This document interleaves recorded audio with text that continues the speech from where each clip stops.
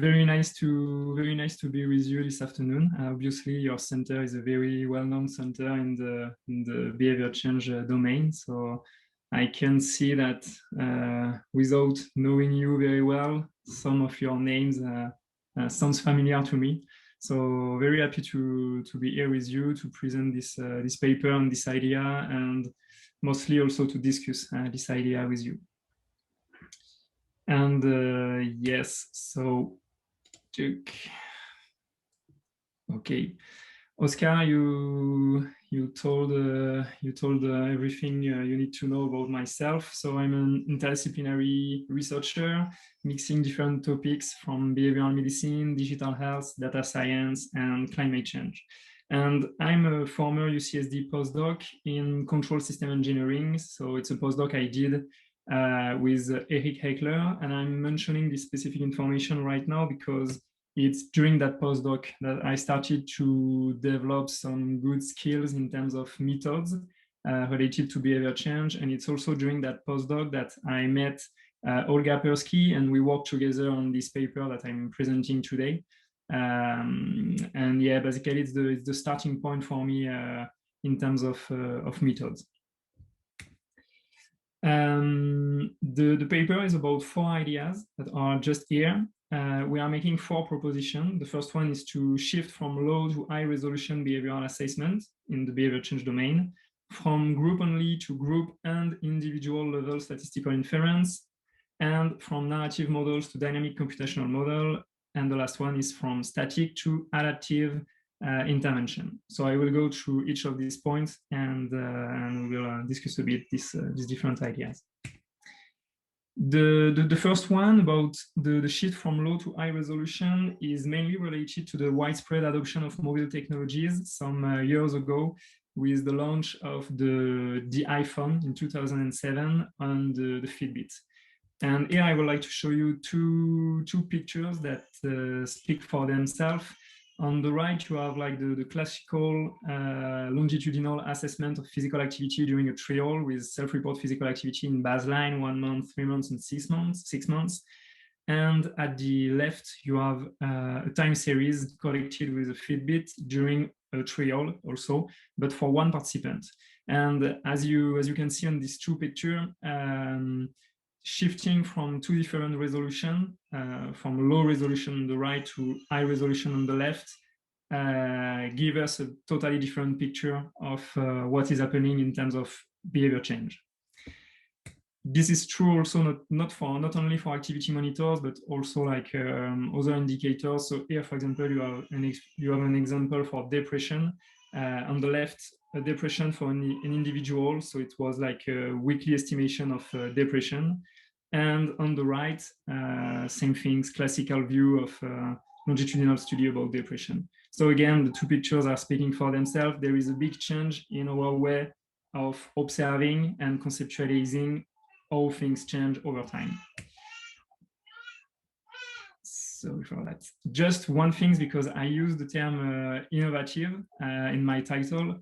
It's not so innovative at the end, because you have some very good studies from quite a long time ago now. I'm sure that some of you were not born at that time, and using like simple papers and pencil and having like great dynamic of different psychological processes. So just to say that the mobile technologies help us, I think, to do this transition from low to high resolution, but it was possible before, and you have some very good example of nice dynamics paper and in the literature. So what are the advantages of shifting from low to high resolution? There is a bunch of advantages, and I will just like speak about some of them today. The first one are related to 2 keywords, which are real-time monitoring and context matters.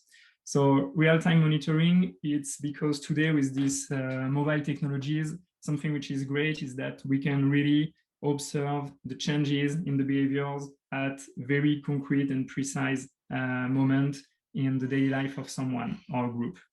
And about context matters, I think that it's not to your group that I will explain that context matters. And obviously, when your x-axis is time, you can have a better understanding of what is going on in different time of the year related to the physical environment, when there is a peak in pollution, when there is a heat stresses, or also like just in terms of the social environment. So again, shifting from low to high resolution, I think help us, and we can see it from the new papers that there is in the literature now, to think more in terms of real time, more dynamically, and also to bring back more contextual information into our research. Because obviously things are happening and the context is super important to understand what's happened. A new question also, which is more and more relevant in the literature, and which is possible because of this transition from low to high resolution, is the question about sampling frequency. So here, for example, you have an example of a process over time, and depending on the variable you pick to estimate this process, you can have very different trends. So for example, on the left, the red and blue line, you have 6 very related, very close points on the time series, but the blue one are telling you a totally different story than the red one. And the full time series, which is the E picture at the bottom of the page, give you again a very complex, chaotic view of how something might change. So here, to be a bit more concrete, I saw this tweet recently on Twitter, and I thought it was interesting to put it there. It was a discussion about this concept of sampling frequency, and basically how this sampling frequency should differ from one psychological construct to another. So let's say, for example, that you are interested in habit, or if you are interested in attitudes. Actually, in planning your study, you will probably not measure the two constructs at the same temporal resolution, because habit is supposed to change in relatively long time scale, while attitudes could change in an instant. So again, shifting from low to high resolution open up like new way of thinking about how time has an impact on our variables. That could be a motivational construct, the one I just mentioned, or any kind of behaviors. So let's say something about tobacco, for example. It's a totally different behaviors than physical activity, because you can have like you can stop smoking, then you will not have information during a long time, and this information will come back after. So maybe sometimes you need a longer time frame to observe what is happening, while physical activity, you are necessarily moving every day, even if you don't move a lot. So just to say that when you have the choice in your sampling frequency, the rate at which you want to observe one specific process, it's not so easy to think about what is the best, what is the good and the relevant sampling frequency from one process. On this topic, I really recommend you this article from Urta Scholz, which is an editorial, I think. It's time to think about time in health psychology, and she is discussing this different question. One more thing about the shift from low to high resolution, it's that you are accumulating more data, and so this is opening more possibilities. So here on the left, you have an example of 10 observations in both cases, but in the blue case, you have 10 observations that come from 10 different participants, but with only one measure per participant. On the red one, you have only one participant, but with 10 repeated measurements for that participant. And in terms of statistical power, both are similar. At the end, you have 10 observations. And the point, again, when you shift from low to high resolution, is that you are increasing the number of observations you have for a particular participant. And this can help you to shift toward what we call hagiographic research. And it's the second point that we make into that paper, is that we should move progressively to group only, to group and individual level statistical inference. So here, for example, you have some time series with a lot of observation actually that are coming from only one participant. So in theory, you could do some very interesting statistic with only one of these participants. So it's a different way of thinking the statistical power issue. So there is different advantages in shifting from group only to group and individual level statistical inference. I would like to discuss 4 of them. The first one, obviously, is to think about heterogeneity. So here, for example, you have 2 forest plots coming from 2 different studies. On the right, it's the association between stress and physical activity. And on the left, if it's the association between sleep and physical activity. And each dot, so it's a forest plot. So each dot that could be a study, if you were looking at a meta-analysis, is 1 participant. And you can see that the average relationships in each cases is negative, close to 0. It's the red line in both pictures. And you have like a dispersion of the participant around this line. So it means that for some participant at the top, for example, of the 2 forest plot, you have a positive association between stress and physical activity or sleep and physical activity. And at the bottom of this forest plot, you have a negative association. And obviously, this is opening like interesting way of characterizing heterogeneity and how things could change from one participant to another. The second one is about generalizability. So it's a bit difficult because it's something we can discuss maybe after the talk. To understand that point, we need to know a bit about the ergodic theorem. So it's a mathematical theorem, but the take-home message is that in only very few conditions that are most of the time not met in psychology, results obtained at the group level can be generalized to the individual level. And actually, if you are developing research in this idea of helping people and developing knowledge that could be applied to someone, that is something that you should take care about. And you should not only focus on group level statistical inference, but also some kind of individual level statistical inference. The third one is more about the way we build knowledge. So we are used to think in terms of what we call here the big data paradigm on the left, which is producing an average result from an epidemiological study, for example, and progressively applying this result to help one specific individual. But actually, it's also possible to shift this paradigm. And there is very interesting movement in the literature proposing to build knowledge at the individual level. So for example, what works for me, what works for Oscar, and then to try to identify cluster and to identify things that are useful at the group level. And this is possible only if we are producing individual level statistical inference. And the fourth advantage that I want to mention this afternoon is feasibility. It's very difficult to obtain good results in terms of behavior change in interventional studies. Actually, it's quite depressing, the result we can have in our field.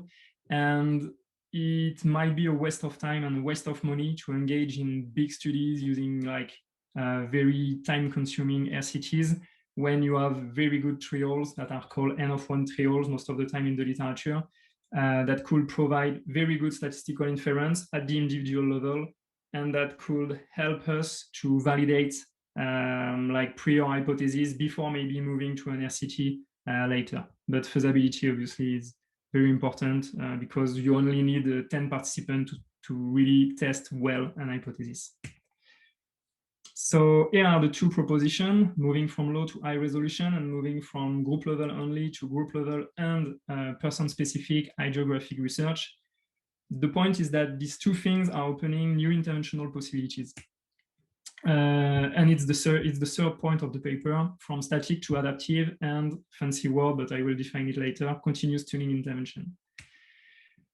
So again, when you are observing a change at high resolution, it's a bit complex to think about what you should do as an interventionist.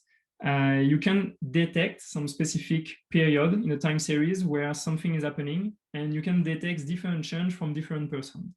So it means that when you see these kind of pictures, we need to think about which intervention could take care of this time series and could help someone to shift from, here it's for physical activity, so from a lower level to a higher level, or to prevent shift from a high level to a lower level. There is a lot of different possibilities to develop adaptive and continuous tuning interventions. They are well defined in the article we wrote with Olga and Eric, and we provide a glossary of the key terms in that domain. So I encourage you to check the paper directly. I will just discuss 3 of them. the control system engineering ones, just-in-time adaptive intervention, and one which is not mentioned here, but which is about early warning signals. So let's jump into that. The first one is about control system engineering. Here, I really recommend you this paper written by Eric Eckler and his colleagues in California, which is about using some control system engineering methods that are the study of fluctuating system over time. And they did a nice parallel with the behavior. So you can think about, for example, a fluctuation in an automatic pilot. So let's say that you have a boat, you have this automatic pilot for the boat, you want to go from Cornwall to Brittany, let's say, in the English Channel, and you will fix a direction. The boat will fluctuate around this direction, and the system will try to adapt to this fluctuation. And here they did a nice parallel with behavior change, because in behavior change that could be the same. You can fix an objective. Obviously, the system, so here the person will fluctuate around this objective, and your goal is to keep the person close to this objective. So again, I will not go too much into the detail, but I recommend you to read this paper and to see a bit the work in that domain. The parallel is very interesting. The second thing I wanted to mention is all the science, which is more from complexity science about early warning signals. And basically, early warning signals are related to the study of time series and the anticipation of critical shift in a system. To give you a very concrete example, we just published this paper with some colleagues in PLOS ONE, and in that paper we applied early warning signals detection to changes in physical activity. So you can see on the picture at the bottom right that there is some jump in some what we call gain in physical activity in blue, and some loss in orange. And by applying some algorithm to the time series, we were able here to detect a significant drop in physical activity, so a significant loss, some days before it occurs. So obviously, by observing the system, we can have information that might be useful for interventional perspectives. There is some intervention ongoing using this algorithm in psychotherapy. I'm happy to discuss it before with you if you want. And the last one, you might be well aware of this literature. It's all the literature about just-in-time adaptive intervention. That is obviously a new way of using high-resolution data and hydrographic research to build intervention that can change over time. So last proposition now, based on all these things, the last one we discussed in that paper is to shift from narrative theories to dynamic theories. So the point is that comparing to the first pictures I show you from traditional longitudinal studies, now moving from high resolution, we have like a very more complex understanding of what is happening in terms of change.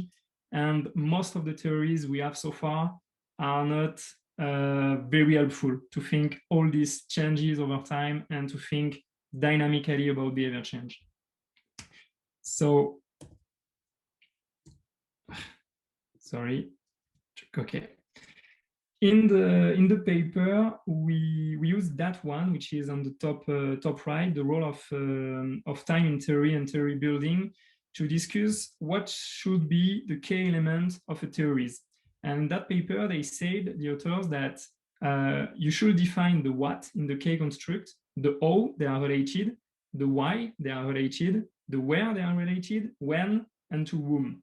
And actually, in current theories, the three first elements, so the what, how, and why, are relatively well defined, or they are well defined, but the where, when, and whom most of the time are not, because we are not taking into account time and dynamics in our theory.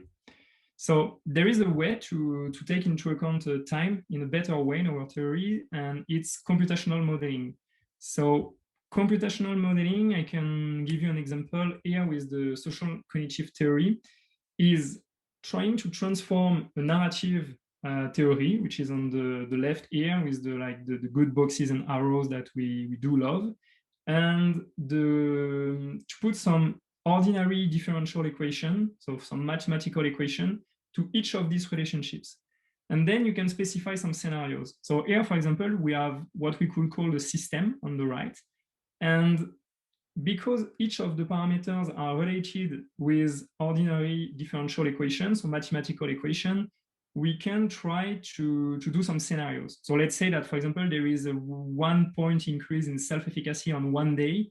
What is the implication of this change in self-efficacy in the whole system? And obviously, when you start thinking about this change, you need to specify a time component. So for example, how long does the self-efficacy change last? If it's just a peak in self-efficacy, or if it's a change in self-efficacy that will last some days, and what's the effect on the other variables? So you really need to think like in a more complex way, in a more dynamic way, when you shift from narrative to dynamic theories. And it's one of the ways to handle time in theories now. And we do not have a lot of example for now in health psychology. I really recommend you, if you are not too much into mathematics, to start with these different papers from Paul Smaldino that are very interesting about why we should shift from narrative to dynamic theories, and they are not about mathematics, so it's a good introduction to the topic to understand what are the positive aspects of this shift. And there is also this preprint written by Merlin, which is about complexity and theory of psychopathology. And I think it's also like a great example of what we should do in health psychology now. And I think they are doing this transition in psychotherapy and psychopathology, and we should do the same. So basically, you can read this paper, and I think you can put the behavior which is of interest to you, and you will think about what could be a dynamic theory in your domain. So these are some good examples. So in regards of the conclusion now, again, all these ideas are articulated in this paper. So I recommend you to, like, if you were interested by this talk, to read this paper and to see a bit like the different benefits we identified by shifting from these different things, so from low to high resolution, group only to individual level statistical inference, narrative model to dynamic models, and static to adaptive intervention. And I also recommend you to check this very recent paper, Studying Behavior Change Mechanism Under Complexity by Mattiaino and colleagues. It's a bit different because they are more framing the paper into the complexity theories, but basically they are saying a bit the same things than us. So the two papers are very complementary. That one is maybe more detailed and more complex than ours paper, but both are coming together, I think, in this movement of shifting from the different things we saw together. And before finishing, I just would like to advertise some of the recent research by my group about climate change. Top left, you have like a published systematic review about climate change and physical activity. We have a preprint, which is under review on the top right, which is a broader view about climate change and behavioral medicine. And at the bottom of the page, it's a commentary that I wrote with some colleagues about the environmental impact of the digital technologies. So I just wanted to mention these articles before finishing. And here we are.